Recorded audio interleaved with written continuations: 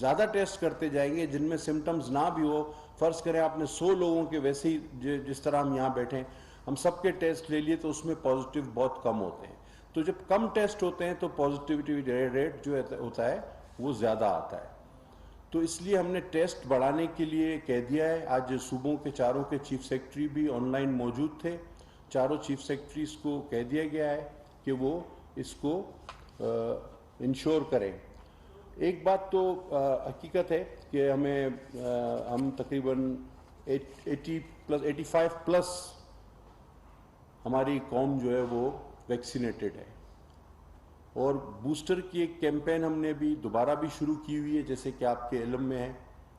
اور ہم نہیں چاہتے کہ ہم عین وقت پر جا کر کوئی چیز کریں, لہذا وہ بوسٹر کیمپین ہماری شروع ہو چکی ہے جو ایوریج 10 لاکھ یومیہ پاکستان میں وہ لگائی جا رہی ہے. اچھا, اب وہ رہ جاتے ہیں جن کی عمر 12 سال سے کم ہے. آدھی آبادی تو تقریباً ان کی ہو جاتی ہے. ان کے لیے بھی ہم نے ارینجمنٹ کر لیے ہیں اور انشاءاللہ 1 سے 2 ماہ میں 12 سال 5 سال سے 11 سال کی عمر کے بچوں کی ویکسینیشن بھی شروع ہو جائے گی. تو اس طرح پھر آپ سمجھیں کہ پھر 100% پاکستانی یہ جو 85% ہے وہ ایلیجبل پاکستانی جو ہے 85+ ہے, 86 سم تھنگ 86. تو 85+ وہ لوگ ہیں جو ایلیجبل ہیں. ایلیجبل وہ ہوتا ہے جو 12 سال سے بڑا ہو. 12 سال سے بڑے لوگوں میں 86% کا ویکسینیٹڈ ہونا یہ ایک اچھی بات ہے. اور جیسے کہ میں نے بتایا کہ بوسٹر کی کیمپین بھی لانچ کر دی گئی ہے. تو لہٰذا میں دوبارہ آپ سے کہوں گا, میں نے آپ کو بتا دی احتیاطی تدابیر بھی, کہ عوام الناس میں یہ بات پھیلانے کی ضرورت ہے کہ کرونا کم ضرور ہوا تھا لیکن موجود ہے, اس کے ویریئنٹس موجود ہیں. جیسے ابھی اومیکرون ہے ہمارے پاس جو کہ نقصان دہ کم ہے لیکن پھیلاؤ اس کا بہت زیادہ ہے, اور خدا نخواستہ یہ نقصان دہ میں تبدیل نہ ہو.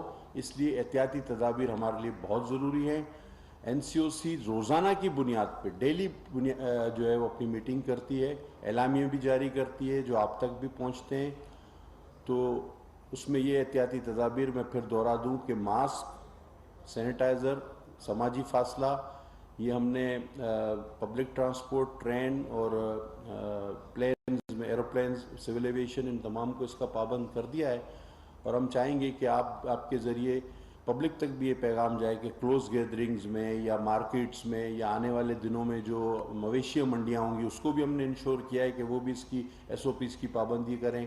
پھر محرم کے عید میں بھی ملنے جلنے کے کافی موقع ہوتے ہیں. پھر محرم بھی آ رہا ہے, محرم الحرام, اس میں بھی جو ہے اس کی SOPs کی ہمیں بڑی شدت سے ضرورت پڑے گی. اور آپ کے ذریعے پیغام جائے گا تو بہت اچھا رہے گا, ہم وقت سے پہلے اس پہ تیار ہوں. بہت شکریہ. اس میں اگر آپ لوگوں کو کوئی سوال ہو.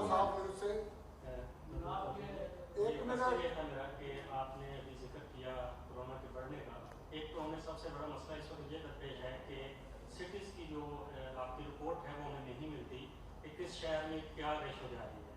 اور دوسرا یہ بتائیے گا کہ پچھلی حکومت چونکہ وہ تو نہ سنتے تھے نہ مانتے تھے, تو پچھلے دور میں جو کچھ کورونا کے نام پہ کرپشن ہوئی اس پہ کوئی تحقیقات کریں گے آپ؟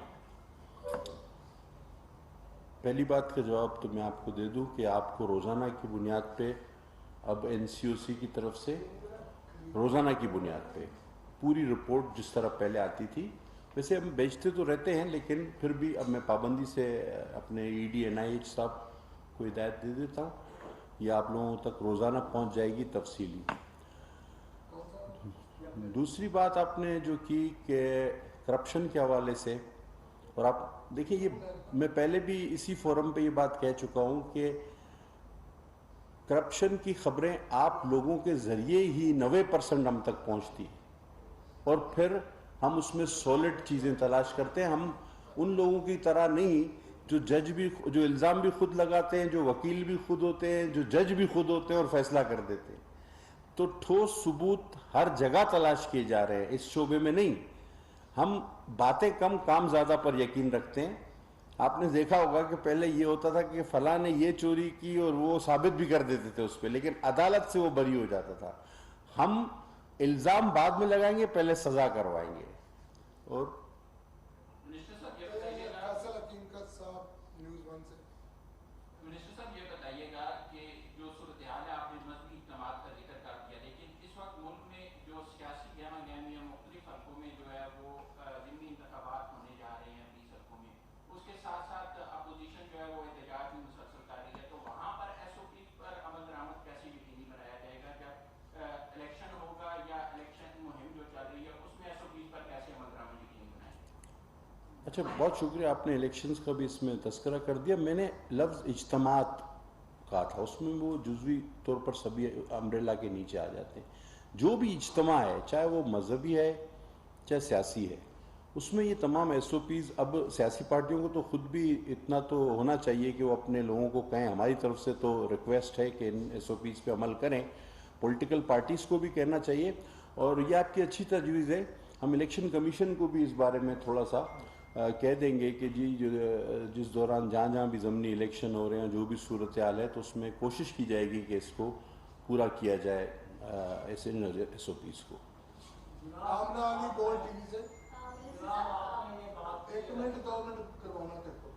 سوشل میڈیا پہ کچھ رپورٹس آ رہے ہیں, کچھ انڈیویجولز جو ہے ہم نے دیکھا, میں نے کانٹیکٹ بھی کیا, وہ بوسٹر شاٹس کے حوالے سے انہوں نے بتایا کہ ایکسپائری ڈیٹ یا تو بہت قریب ہے یا کچھ کی ایکسپائر ہو چکی ہے, تو اس چیز کو کیسے میک شور کیا جائے گا کہ جو بوسٹر شاٹس لگوانے جا رہے ہیں ان کو کیسے, مطلب وہ یہ نہ ہو ایکسپائر جا سکے؟ بی بی یہ سوال ہی پیدا نہیں ہوتا اس کا.